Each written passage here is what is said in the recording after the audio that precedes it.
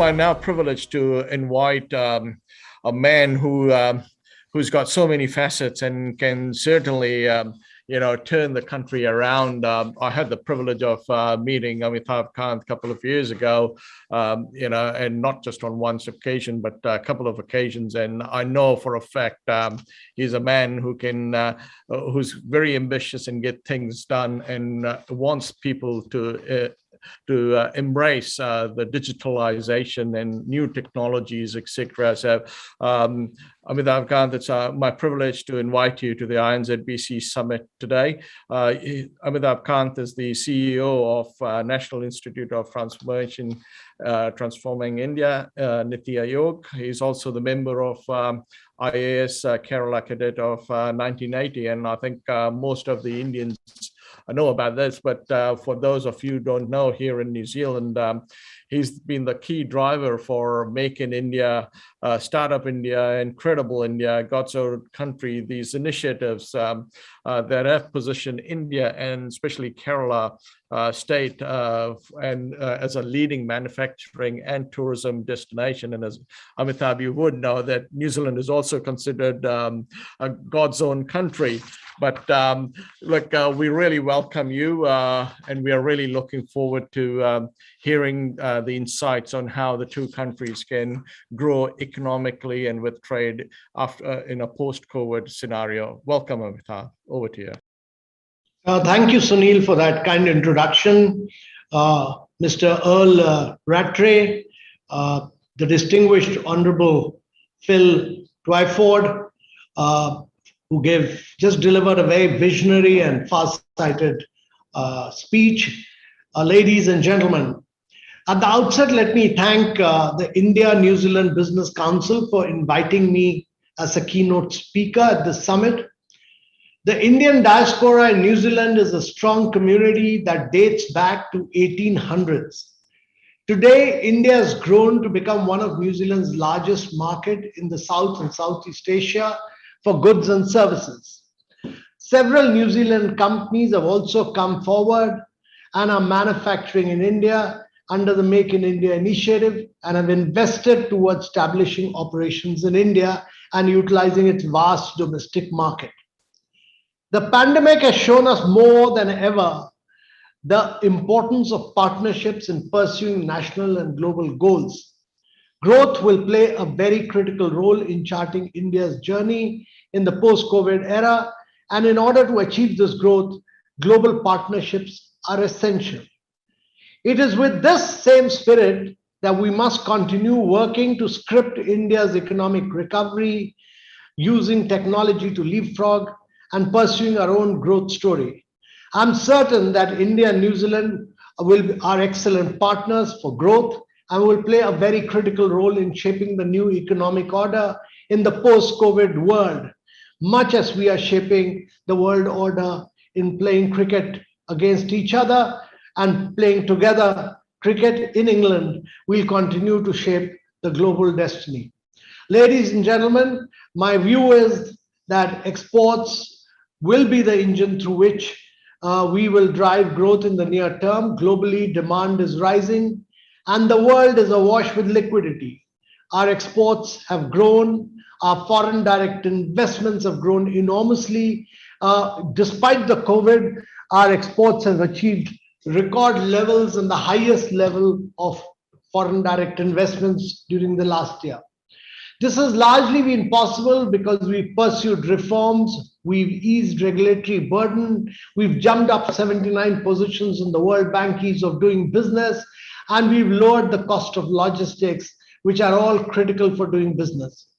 Over the past few years, India has seen both economic and governance reforms. The scale of transformation in a large country, which is bigger than 24 countries of Europe, has been quite unprecedented. Easing the policy and regulatory environment has been the goal of these economic and governance reforms. Our focus has been on both ease of doing business and on ease of living. The economic and governance reforms undertaken in India over the past few years address very critical bottlenecks that have held India's growth story and will usher in a new era of growth and prosperity. The goods and services tax has been India's biggest tax reform. It has subsumed about 17 different taxes into one tax. A new federal arrangement where centers only 33% vote and states account for 66%. This is how cooperative federalism is being used to promote economic growth. The corporate tax has been made competitive and has been brought down to 15% for new manufacturing companies and 22% for all companies, and is amongst the lowest in the world.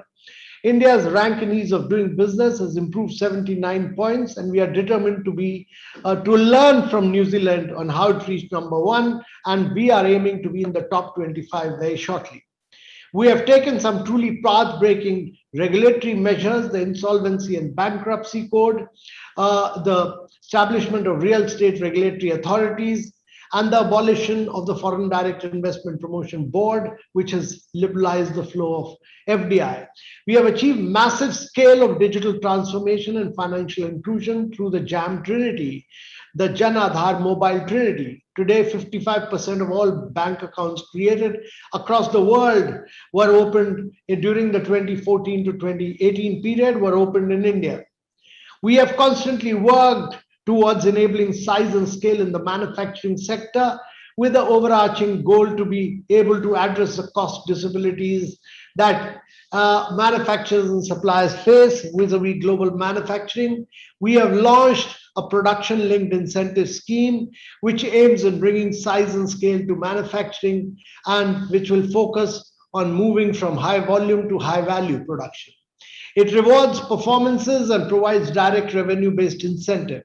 The total budgetary outlay for these schemes is around 26 billion, and on an average 5% of the production value is provided as an incentive, and this implies that the minimum production in the country as a result of the PLI scheme, the production linked incentive scheme, would lead to an increased production of about 520 billion in the next 3 to 4 years.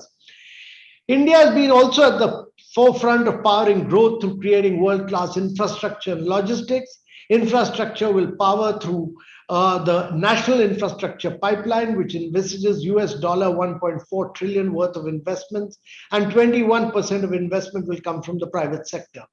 Investments in infrastructure will lead to lower cost of logistics in the post-pandemic period. And my view is that if countries have to grow, the focus has to be on infrastructure, infrastructure, infrastructure.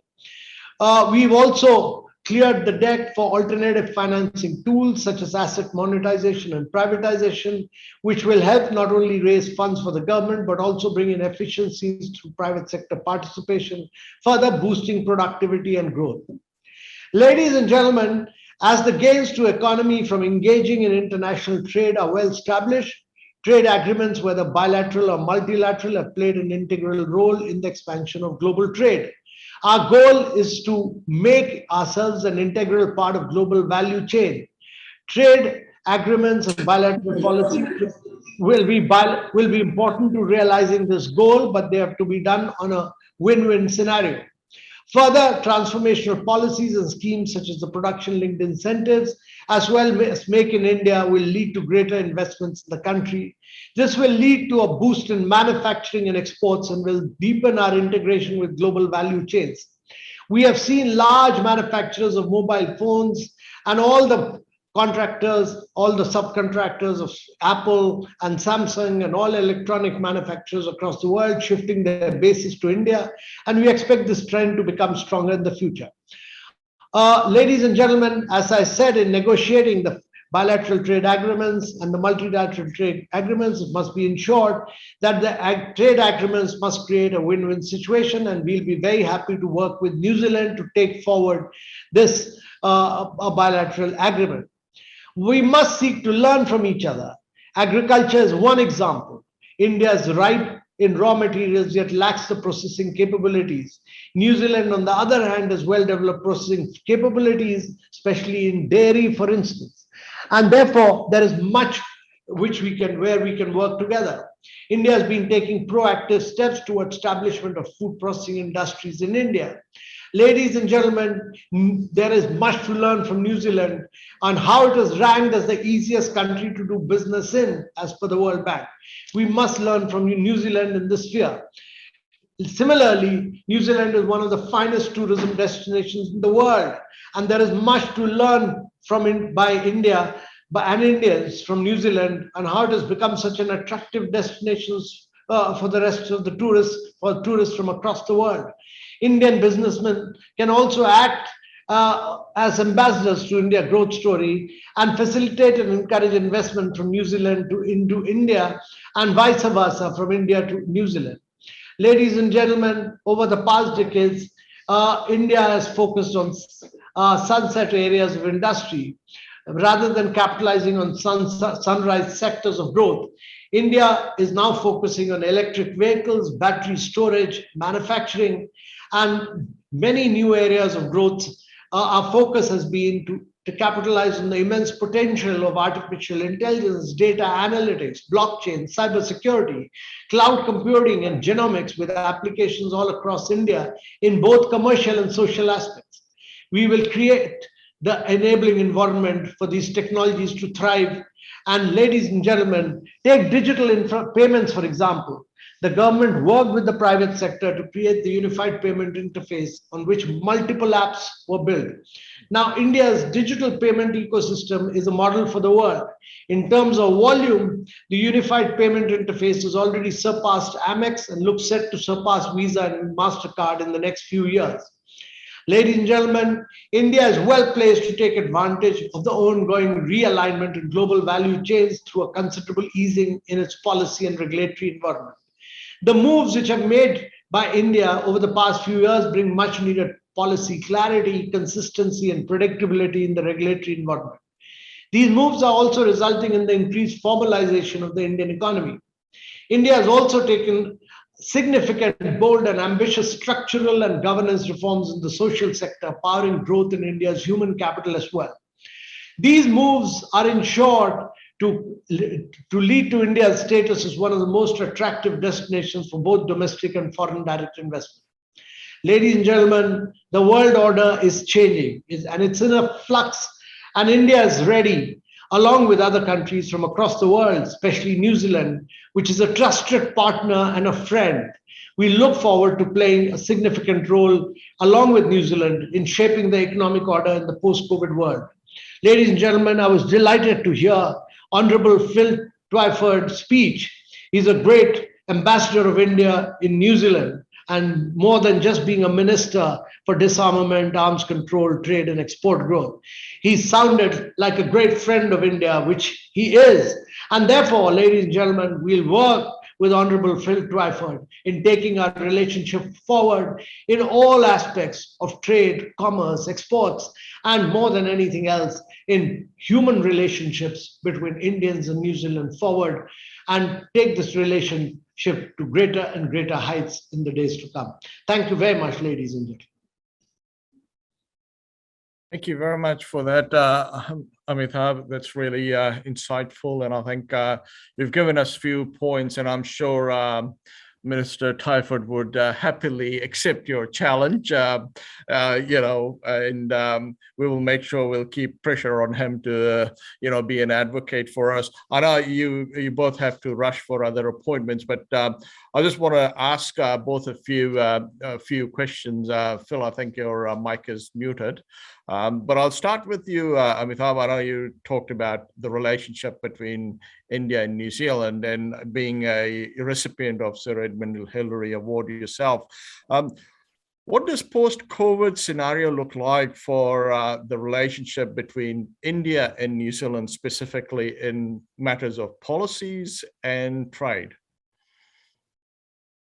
So post-COVID, the world will not be the same. I think there will be a lot of structural reforms. There'll be realignment of forces. And I think the global value chains are in a stage of flux, and they're all looking for alternative destinations. And therefore, we in India have pushed for greater levels of manufacturing through the production-linked incentive scheme in India. I think it opens up very vast opportunities between India and New Zealand. And I think this occasion is truly ripe for a providing a much greater thrust to bilateral relations and a bilateral trade agreement with New Zealand. We need to work together to ensure that there are vast number of opportunities, especially in the area of food processing, especially in the areas of dairy and many other areas where there's a huge learning experience from New Zealand. And I think secondly, there's a greater need to provide much better air connectivity between New Zealand and India. We need not go via Bangkok or Singapore, but have direct connectivity. And that will lead to much greater level of relationship. And thirdly, I think in the areas of education and health and the human development areas, I think there's a massive possibility of both India and New Zealand working together. There are vast number of students studying in several New Zealand universities. I think there's a need for collaborating as India's new education policy is envisaged, the growth and opening up of the education sector in a very much bigger way. Many of these universities can collaborate for joint certification and joint educational courses. And I think the digitization of the world will take a leapfrogging, and there is a huge amount of learning which India can provide to New Zealand, particularly in areas. We have the JAM Trinity, the digital biometric, which is every Indian has. Every Indian has a mobile today, and every Indian uses the mobile to transact all his business today. And I think these are all learning experiences which all of us can learn from each other.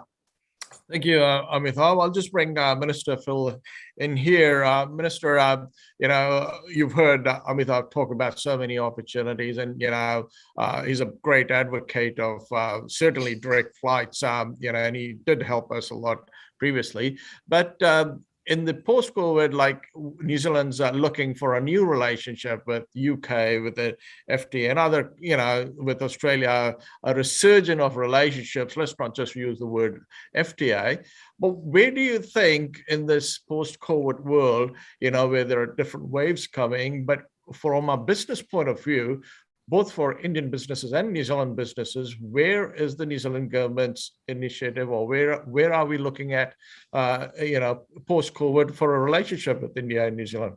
Thanks, Sunil.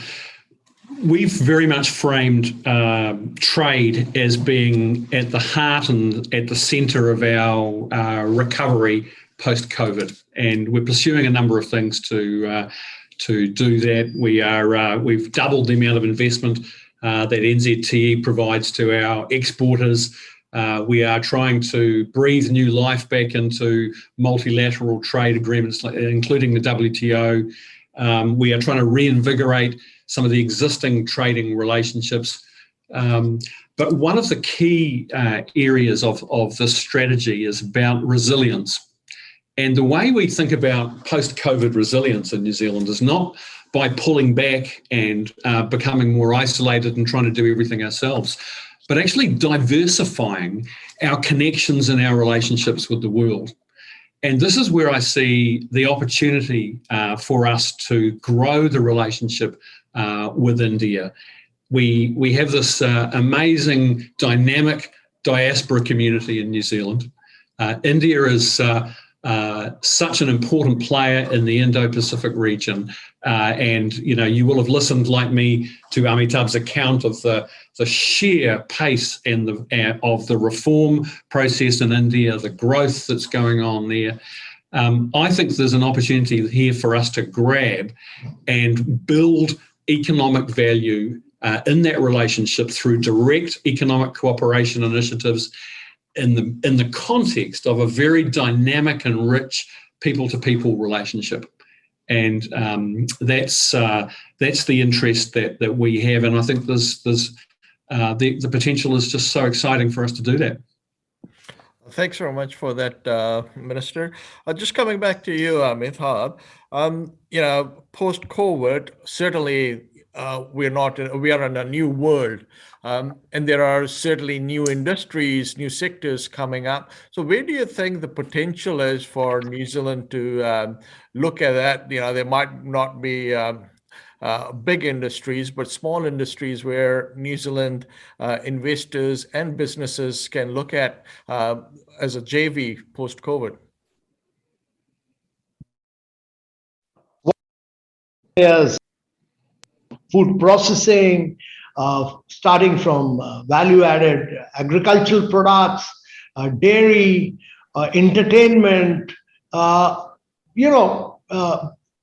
whole world of genomics, electric mobility, a whole range of areas. And I think more than anything else, plantation, because India is going to liberalize on this in a very big way. And these are areas where India needs to learn from New Zealand and the good practices of how, large scale plantations are done in New Zealand. And, the whole range of new areas of growth, I would say cutting edge areas of growth where blockchain, artificial intelligence, all these are areas where India and New Zealand must collaborate and take the world forward. Thanks for that. I think one of the key sectors that we see is obviously not just cricket, not just these sectors, but I think we played only one match and where New Zealand won, but we should keep playing cricket more and more often. Yes, we should. And I take this opportunity of congratulating New Zealand and its brilliant team yesterday for a wonderful performance and for winning against India yesterday. Thank you, Amitabh. It was a brilliant performance. That's very gracious of you. Thank you. Sunil, can I chip in here? Yeah, I mean, sure. I think as together as a community, and I'm talking about all of us in India and New Zealand who care about this great project, I think that together we've got to really trawl for the good ideas and the opportunities for collaboration. And I think off the top of my head, I would say dairy, technology, our government's developing these industry transformation plans to grow productivity and grow large firms that can compete internationally. Two of the areas that we've identified are the tech sector that we want to grow and high value food processing. Now, I think that those ideas are crying out for collaboration with India. I would also say that even though right now, all governments have got their heads down trying to deal with the pandemic and the recovery, but I think we could, in terms of public health and pandemic management, why wouldn't we look at in time when we come through this thing, whether or not we can collaborate together on that? And I draw a little bit of inspiration here from the history of, New Zealand economic cooperation programs in the 1970s in Himachal Pradesh, apple growing, where, New Zealand Apple and Pear over quite a long period of time worked to grow the local apple market there in tandem with local growers and local farmers. And that paved the way for what is now a $160 million US dollar World Bank contract to transform the horticulture sector in Himachal Pradesh. And that's a direct legacy of years and years of work of on-the-ground economic cooperation with a state government and producers on the ground. And I think that just shows if we build economic value and build the relationships over time, you'll see benefits for years and years to come. Thank you very much for that, Honorable Phil Twyford. And I really want to thank both of you, Amitabh and Honorable Phil Twyford, for your time this evening. It's been really good. And one of the few things that have come out is deeper cooperation rather than just talk around food processing and things that we are good at. So we can collaborate and also help our businesses to grow and a growth story for both countries rather than just one-off things. And the one thing that obviously remains, Amitabh, as you know, is getting a direct flight. So hopefully post-COVID, we are successful in achieving that, and it'll really help the businesses. Yeah, direct more and more of Bollywood films being shot in New Zealand. Yeah. And you've got some great processing studios as well. Oh, that's in Phil's constituency, Phil. That's true. That's true. Thank you, Amitabh. Good talking with you. And thank you, Sunil. Thank you very much.